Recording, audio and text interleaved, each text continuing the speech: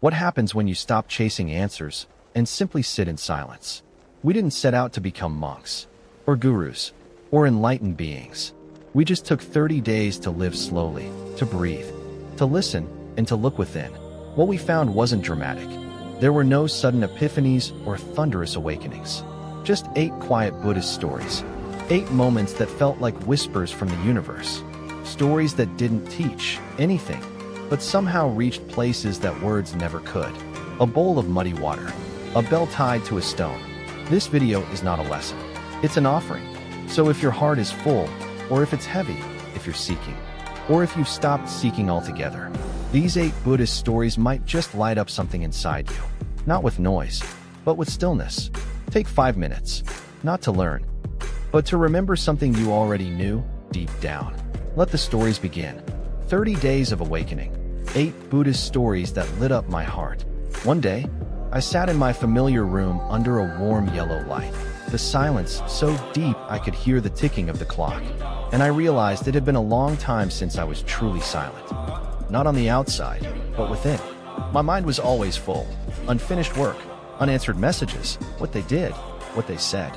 Each thought felt like an arrow, and I was the only target. I remembered a teaching of the Buddha. No one can hurt you unless you open the door of your heart to let them in. I wasn't sure I understood it, but I decided to try. Just try. Living by that for 30 days. One small thing each day. Observe without reacting. Listen without judging. Sit still instead of running away. And on that journey, I came across stories. The first story found me on the 3rd day. Story number 1, the firekeeper. I met a man people called the firekeeper. Not the kind who warms homes or lights lanterns, but the kind who carried the fire of anger. He told me that since he was a child, he had learned to face everything with fury. When scolded, he snapped back. When disrespected, he raised his voice. Whenever someone touched a wound, he'd scream, as if shouting proved he wasn't weak. He said, "I don't fear people. I fear silence." I asked, "Then aren't you exhausted living like that?" He looked at me. His eyes were dull, his voice raspy. Very tired. But if I don't get angry, I feel like I have nothing left to hold on to. I said nothing more. But the next day, I invited him to a Dharma talk by an old monk, a man said to have never lost his temper, even when insulted or slandered. The firekeeper laughed. "No one in this world never gets angry. Everyone has fire. It just hasn't been lit yet." We went. The talk was held in a small wooden hut in the forest. A gentle breeze whispered through the gaps in the walls, carrying the scent of incense. The old monk sat upright among a circle of listeners, his back straight like bamboo, his eyes kind and quiet. Not a word. Finally, the monk said, as softly as wind brushing still water, "If someone offers you a gift and you don't accept it, then who does the gift belong to?" The man paused. The question was disarmingly simple. To the one who offered it, of course. The monk nodded. "Just the same, when you bring me your anger, and I do not take it, then your anger remains with you." The man stood there, still, as if something inside had just cracked. Maybe an old armor. Maybe the bucket of burning coal he'd been carrying on his back all his life. He sat down. For the first time since we met, he didn't say another word. And I knew the fire in his hands had begun to cool. I remembered that line. Anger has no place in one who refuses to receive it. Like a flame, if there is no dry grass, no wind, no one feeding it, it will die out on its own. From that day on, I stopped trying to suppress my anger. I simply learned not to pick up the anger handed to me. And strangely, the less I received, the lighter I felt. As if my heart were a calm lake.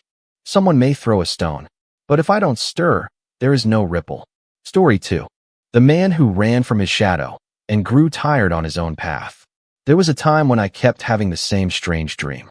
In the dream, I was always running. Endlessly. I didn't know why I was running or where I was going. Only that something was chasing me. Something dark, long, clinging. The faster I ran, the closer it got. I screamed. I thrashed. I ran through forests, across rivers, over misty fields, but that shadow wouldn't let go. When I could run no more, I turned back and saw that the shadow was my own. I woke up with sweat soaking through my shirt. A heaviness sat in my chest like a stone. I didn't quite understand it, but the feeling haunted me for days. A few mornings later, During a meditation session, I shared the dream with my Zen teacher. He didn't say anything, just smiled gently. But after the session ended, he told me this story. Long ago, there was a man who always felt anxious. No matter where he went, he was uneasy, on edge. He believed a dark force was following him. No one else could see it, only him. At first, it was a vague fear. But over time, it grew until he could no longer sit still. Each night, as dusk fell, he would leave and keep walking. One day, he arrived at a village, where he met a monk meditating beneath a tree. He approached and told the monk that something was chasing him, something that wanted to harm him. The monk asked, "Have you ever looked closely at its face?" The man shook his head. "No. Every time I turn around, it turns too. But I know, it's terrifying." The monk invited him to sit. He placed a mirror before the man. As the sun rose higher, the man's shadow appeared clearly on the ground. The monk said, "Do you see now? The thing you call dark and dangerous is something you've been carrying all along." The man fell silent. The monk continued, "You cannot outrun your own shadow, but you can sit down and look at it until you realize a shadow isn't real. It exists only because there is light and because you are here. It's not a threat. It's a reminder that you are still alive." The man didn't speak for a long time. He didn't leave again. He stayed in that village. He chopped wood, tended the garden, cooked meals. Every morning, he sat by the river and watched his shadow reflected in the water. Not with fear, not with love, just acceptance. When my teacher finished the story, he looked at me. His eyes held something that made me feel seen. He said softly, "You've been running a long time. Maybe it's time to stop and look closely at what's been chasing you all along." I couldn't respond. The story was simple, but it struck deep. From that day on, I sat longer. I stopped chasing every thought, stopped avoiding, and I slowly realized, sometimes, the exhaustion we carry doesn't come from the road ahead, but from constantly running away from ourselves. Story 3. The Broken Cup and the Teacher Who Never Got Angry. I once had a teacher, not a monk, not a master of meditation, just an old literature teacher at a rural school. But to me, he was one of the most awakened people I've ever met. He lived alone in a small house. No family, no luxury, just shelves of books, a simple tea set, and a few old porcelain cups. Every afternoon after school, he would sit quietly on his porch, brewing tea, eyes gazing into the distance, as if listening to something deep inside. One day, I visited him, full of excitement and clumsiness. As he poured the tea, I fumbled and dropped one of his porcelain cups. It hit the floor and shattered. I froze. That cup, I knew it had been with him for nearly 20 years. He always used that one. It wasn't expensive, but it carried a silent elegance of its own. I stammered, "Teacher, I'm so sorry. I didn't mean to." But he just looked at the broken pieces and softly said, "The cup is broken, so let it be." I was stunned. No anger, no disappointment in his eyes. I asked, "Don't you feel regret? I thought you cherished it." He smiled. "I did cherish it, but I never clung to it. When it was whole, I used it. Now that it's broken, I let it go."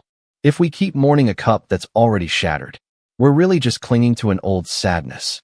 He slowly gathered the fragments, wrapping them in a cloth, so gently, as if folding away a memory. Not rushed, not resentful.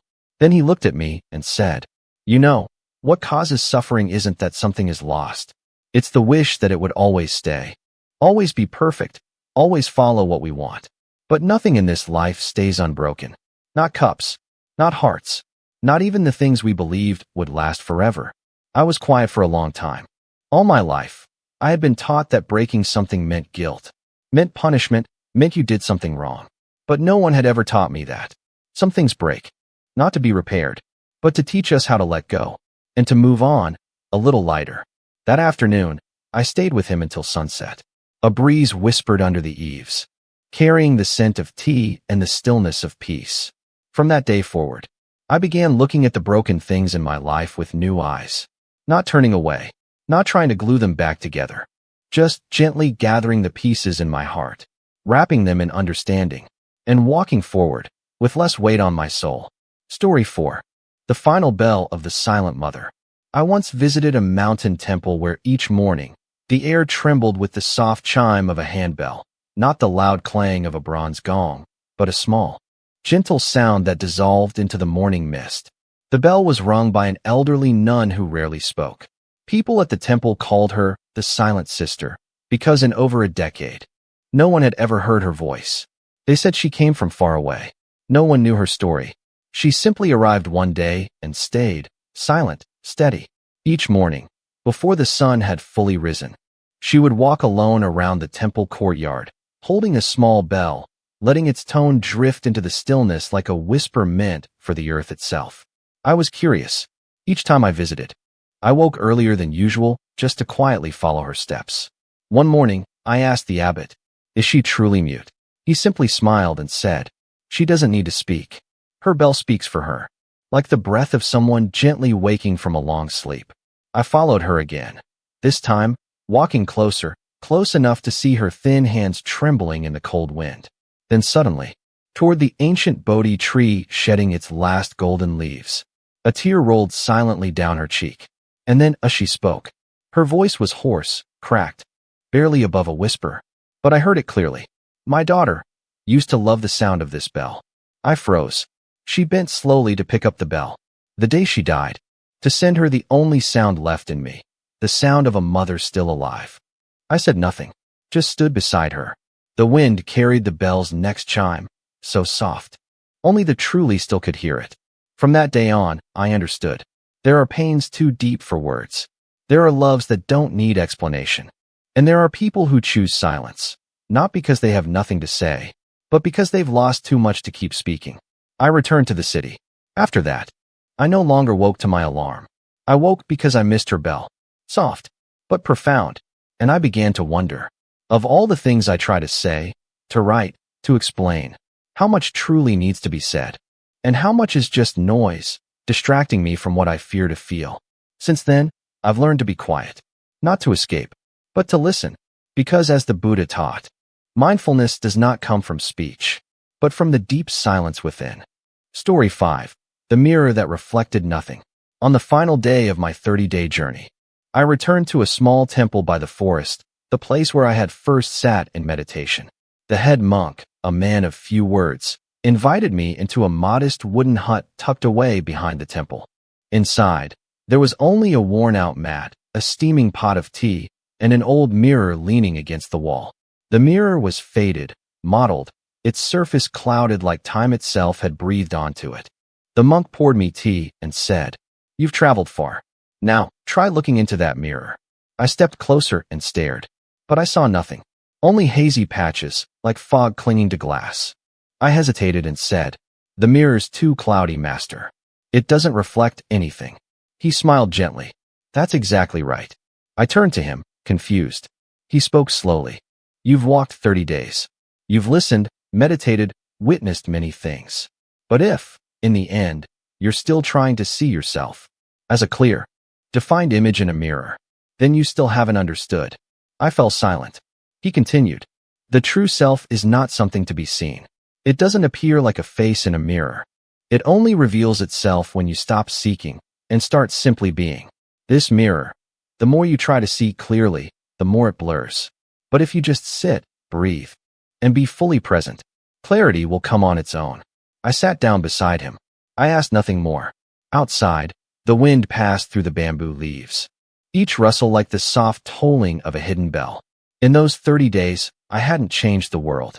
I hadn't become someone new, but I had begun to listen more deeply when others spoke, to sit in stillness for no reason at all, to let go of things that couldn't be held, and to smile at a day that passed, even if it held nothing special. I realized, peace is not a place we reach. It's how we choose to walk. And sometimes, the first step is to stop looking for yourself as something to be seen, and instead, to live gently, like breath, allowing who you truly are to blossom quietly, like a flower that blooms even if no one is watching. Story 6. The Last Falling Leaf. I once witnessed something so small, yet it stayed with me for a very long time. It was a late autumn afternoon. I was sitting in the temple courtyard beneath trees shedding their golden leaves. No wind, no rain, just a stillness so thick it felt like the whole world was holding its breath. That's when I noticed a leaf. Just one. It trembled lightly at the tip of a branch, the very last leaf clinging on. All the others had already fallen, lying silent on the ground below. But this one remained, fragile and yellowed, like the youngest child refusing to let go of its mother's hand. I sat there, watching it for a long time. And then, the leaf fell. No sound. No struggle. No sadness. It simply let go. Softly. Like a sigh. And for reasons I couldn't explain, tears filled my eyes. I had lost many things in life. Family. Relationships I thought would last forever. Dreams I once held so tightly. And in every one of those moments, I believed I had to fight. To cling. To resist. To hold on to whatever remained. But the leaf didn't fight. It simply fell when the time had come. And the earth was already there, waiting quietly to receive it. That day I understood. It's not loss that hurts us most. It's our resistance to letting go. The leaf did not resist. It surrendered. And that's why it fell in peace. I remembered the Buddha's words. All conditioned things are impermanent. When one sees this with wisdom, they no longer cling and find true freedom. I stood up, not as the one watching the leaf fall anymore, but as someone who had just learned how to release. Since then, I no longer fear when something leaves. I simply ask, is it time? If the answer is yes, I try to nod and smile. Like that leaf, I'm starting to understand. Letting go isn't losing. It's returning. Story 7. The dust in my palm. One early morning, I was walking alone in mindful silence along a dirt path behind the temple. Dew still clung to the grass, and the first rays of sunlight had just begun to warm the moss-covered stones. I stopped beneath an old tree, the same one where the novice monks often sat playing in the afternoon. Quietly, I sat down and opened my palm. For no particular reason. I simply wanted to look at my own hand. Suddenly, a tiny speck of dust drifted through the air and landed right in the center of my palm. So small, almost invisible. If I hadn't been paying close attention, I would have missed it. But because I saw it, I couldn't look away. I wondered where it had come from. From the temple roof? A falling leaf? Carried by the wind from 1,000 miles away. And then I looked inward, and I suddenly understood. There are countless tiny specks of dust like this falling into our hearts every single day. So small we think they don't matter. So light we barely notice. But left alone long enough, they cloud us. Like dust on glass. Like water slowly turning murky. Each speck of dust is a tiny affliction. A glance we haven't forgiven. A word we still carry. A moment of quiet hurt no one ever saw. And over time, we lose our clarity, our stillness, our peace. All because of things too small to name. I gently blew the speck of dust from my palm. It vanished, as if it had never been there. But in my heart, it left a question. Am I living with enough mindfulness to notice the dust falling into me each day? Since that moment, I began taking just a few minutes each day, not to chase feelings, not to control thoughts, but simply to look into my palm, to quietly notice when dust arrives, and gently blow it away, before it gathers into a storm inside me. The Buddha taught, a pure heart is not one that never gathers dust, but one that knows how to clean it each day. Story 8. The bell that would not ring. On the 30th and final day of my journey, just as I was preparing to leave the temple, the head monk called me over. He said nothing, only led me quietly to the garden behind the main hall, to a large bronze bell that stood covered in dust and moss, as though it hadn't been struck in many years. He said, "Before you go, strike this bell once." I picked up the mallet and tapped it gently. There was no sound. I struck it harder. Still nothing but a dull, lifeless thud. Puzzled, I turned to the monk. He smiled and said, "That's because there's a stone lodged inside." I leaned in, and sure enough, a large stone sat wedged deep within the bell's hollow, pressed against its inner wall, blocking the resonance. The monk looked at me, eyes calm and kind. We are like this bell. Each of us holds a deep inner resonance, awareness, compassion, wisdom. But when a stone remains stuck inside, anger, clinging, craving, no matter how much we practice or strike the surface, the sound cannot truly emerge. I asked, "So how do we remove the stone?" He replied, "You don't force it out. You sit. You breathe. You listen to the heaviness, without judgment, without running away. And one day, the stone will loosen on its own." I didn't strike the bell again. I simply stood there, hand resting gently on its cold bronze surface, eyes closed. I imagined the sound, a deep, echoing tone stretching across the mountains. Not gone, but waiting for me to lighten what's within. That day, I left the temple carrying nothing in my hands. Only one image remained in my heart, a silent bell, and a stone quietly resting inside. And I knew the journey ahead would no longer be about searching. It would be about learning how to let the stone fall away. These past 30 days didn't turn me into someone new. They simply brought me closer to who I already was. I wasn't chasing profound lessons. I just lived, day by day, with the Buddhist teachings in my heart. To slow down, observe, breathe, and turn inward. Not every day held a revelation. Some were still. Some were restless. But there were 8 moments. 8 times I truly paused. And something within me awakened. These 8 stories didn't come from the outside. They arose from simply being present with myself. Allowing sadness to settle, letting thoughts pass, and giving space for what truly matters to speak. So yes, there are only 8 stories. But they are 8 seeds that sprouted from 30 quiet days. You may not meet the same stories I did. But if you slow down, for a day, or 3, or 7, maybe, just maybe, you'll discover this. What you've been searching for was never outside of you. What